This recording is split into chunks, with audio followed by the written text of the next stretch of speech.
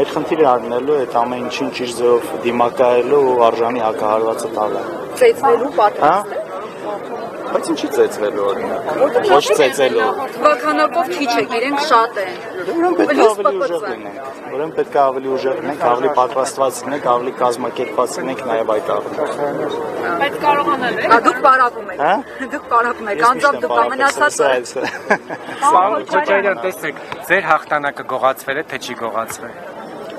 Տեսեք, մենք մեր քվեները ստացել ենք, մենք մեր քվեները հնարավորին չափ պահել ենք, բայց մեր քվեները կարող է լինել շատ ավելի շատ, ու